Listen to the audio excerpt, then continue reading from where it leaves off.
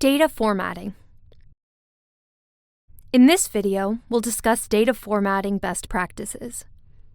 These practices inform your work in the collect and create phase of the data lifecycle, and they impact the analyze and collaborate phase. In addition to ensuring the quality of your data entry, it is useful to have data in a format that you can easily manipulate so you can have analysis-ready datasets. We'll look at the tabular data structure. The term tabular data refers to data arranged into tables with columns and rows. Organizing data into tables is the most common way of formatting data because it makes the data easy to analyze.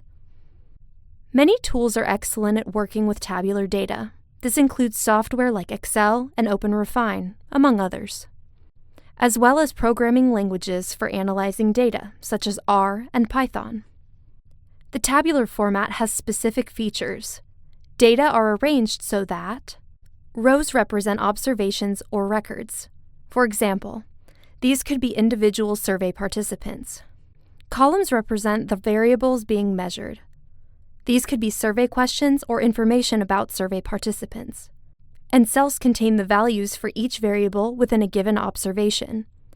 This could be the participant's response to a survey question. The header is the first row, or rows, and includes the variable names. In our survey example, these variable names might represent demographic information or a survey question. As simple as tabular data is to work with when organized correctly, it is also very easy to make errors in formatting and cause future difficulties. When entering and formatting data, your goal will be to create quality datasets that are valid and organized to support ease of use and reuse in later stages of the data lifecycle.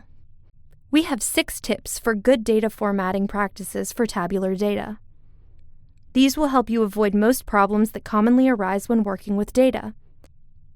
We'll use this messy table to illustrate. Tip number 1. Add variable names in the first row, or header, of each column.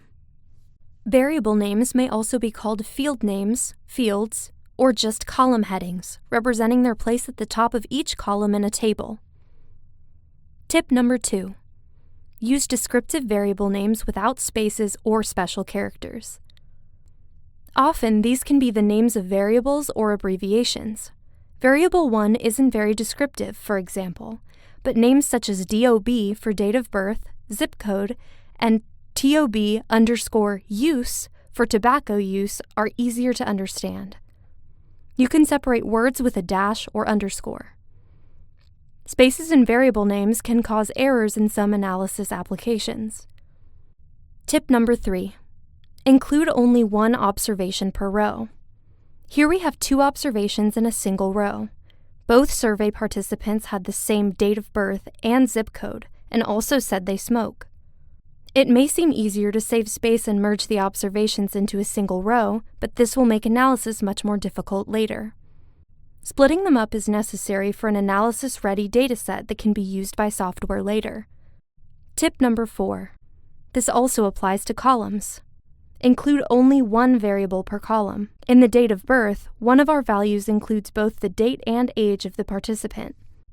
Although the age may be important for analysis, this can easily be calculated from the date of birth later and added within a new column. We'll remove the age here.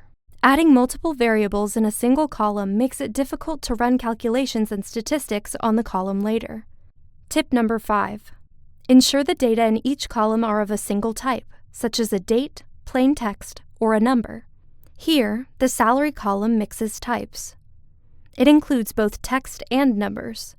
This will make processing harder. The dollar symbol can also cause trouble for some software programs that may not be able to interpret this number as a monetary unit. This column can be treated as a number with more information about the unit, US dollars, added to the column name. Tip number 6. Use a standard format or a special code for values in each column. This could include a standard scheme for identifiers, a single format for dates, and standard code for responses. The recommended standard for a date is 4-digit year, 2-digit month, 2-digit day. This allows for alphanumeric sorting of dates if needed, and validated values are discussed in the previous video. To use data analysis tools effectively, you'll need to start with valid tabular data.